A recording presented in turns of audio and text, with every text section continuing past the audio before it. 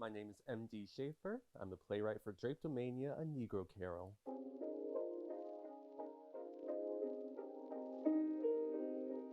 The play is set in June 2020 in New York City, where an interracial couple, Wayne Penske and Maggie Goshen, recently just had a child. And it's at the height of the COVID pandemic, while with Black Lives Matter protests happening at the same time. And Wayne, as this black man, is trying to rap with how are you going to raise this child in a world like this.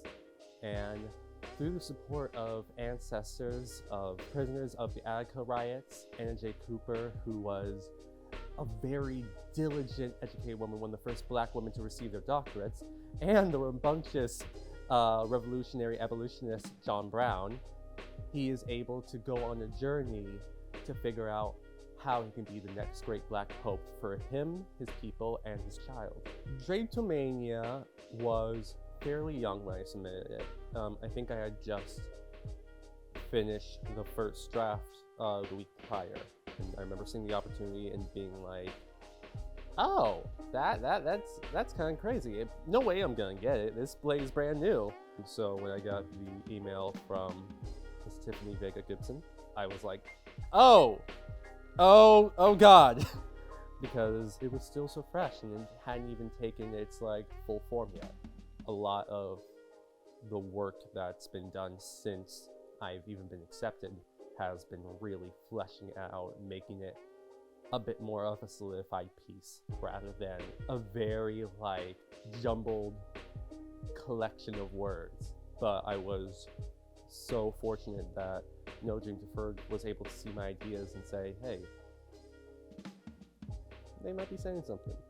I had my first playwriting experience. It's been kind of littered throughout my entire artistic journey, where I remember being 9 years old, taking a Fairly Odd Parents book and being like, hey, how can we turn this into a performance? Let me just rewrite the script. That was something that never happened. And then middle school, a teacher said, take one of the novels we were reading and you can do anything to it. Turn it into, rewrite the ending for a play or for a movie. And I did that, and I kind of made it severely darker because that's middle school for you. And then high school, I was given the opportunity to be one of the head writers for our revolutionary awareness play, where specifically I wrote the bulk of scenes for analyzing LGBT history within America. And yet, throughout all of those, I was still I'm an actor.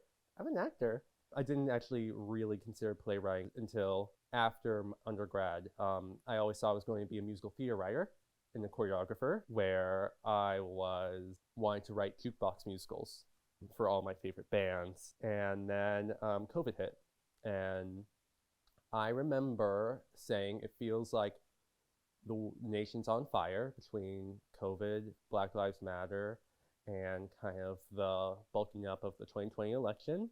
And my therapist said, right to that feeling.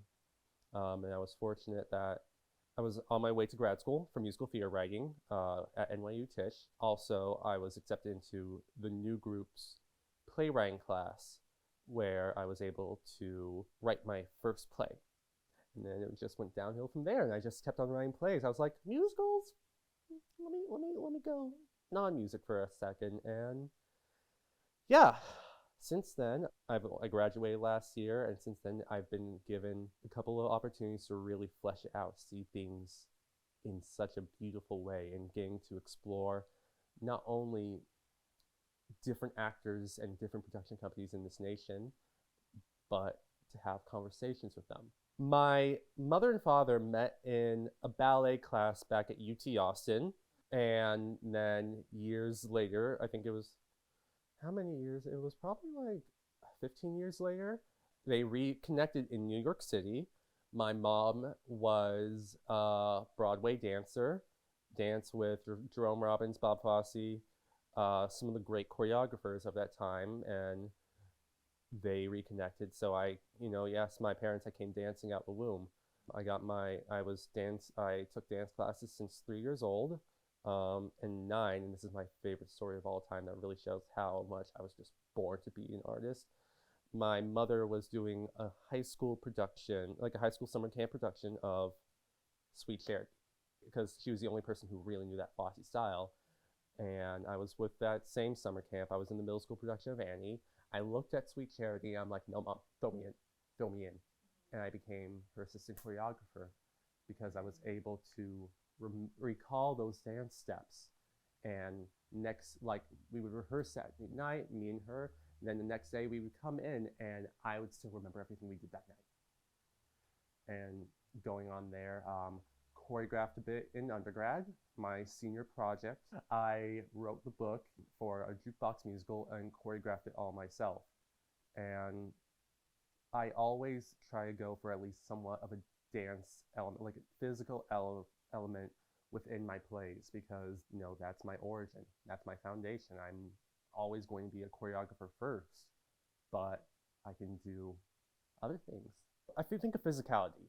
I think of physicality, and I also think of dialogue.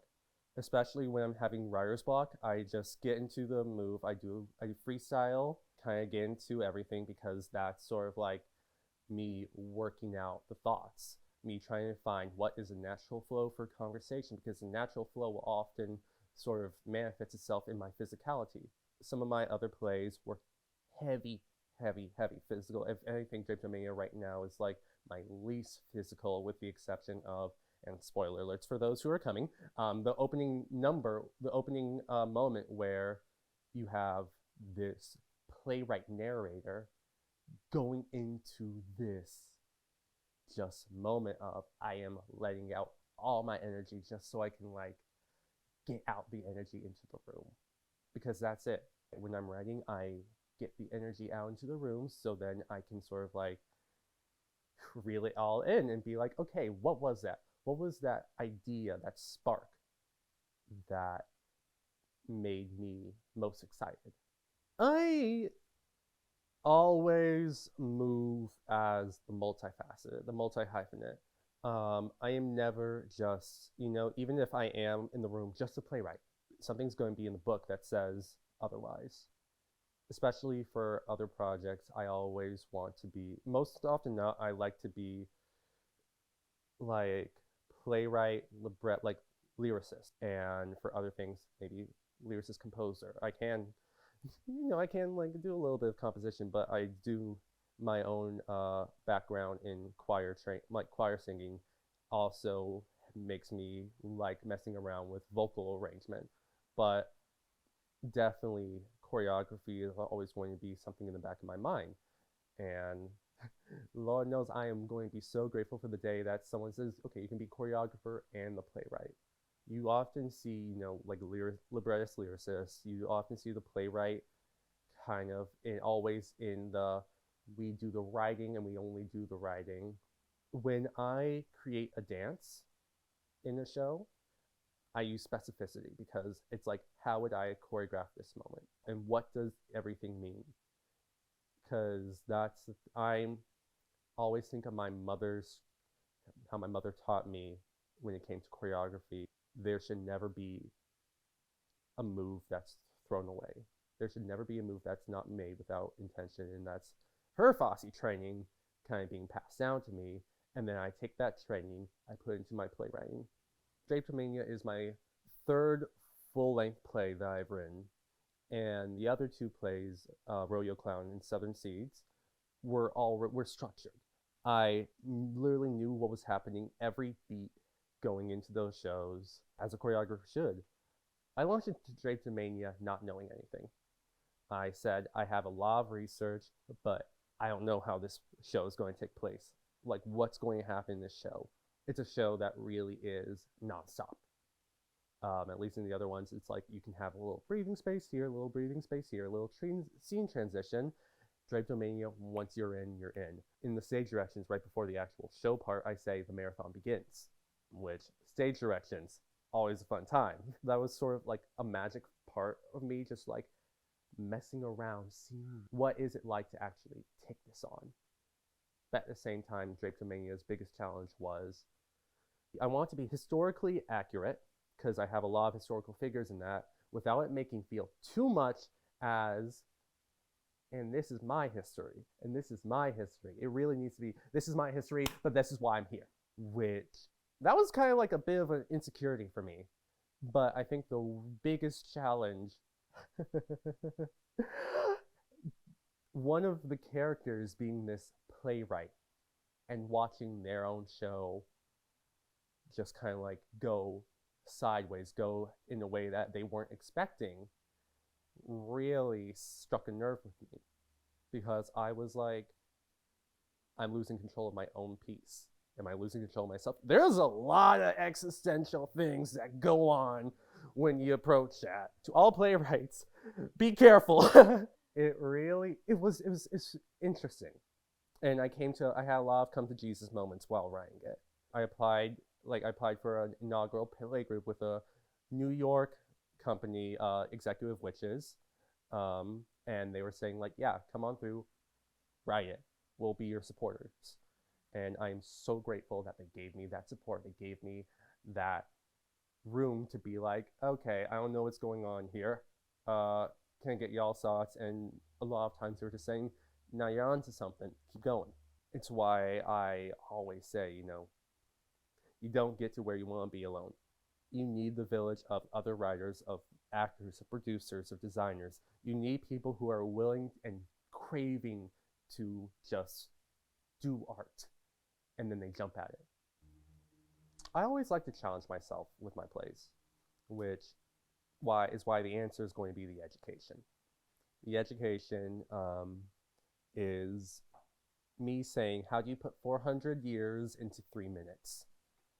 Which is a lot harder than it took, and it took a lot of days just kind of like doing research. There was this YouTube video, this white man who was explaining what is neo-slavery.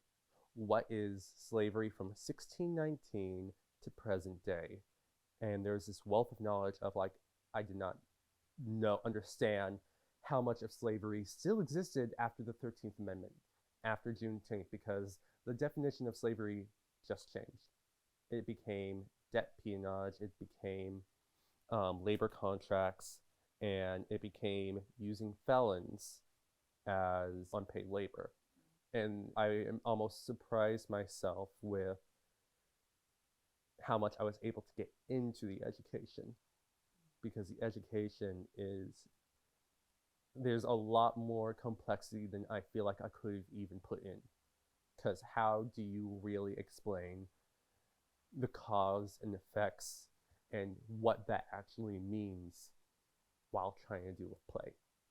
Applying for We Will Dream, I saw it as a long shot.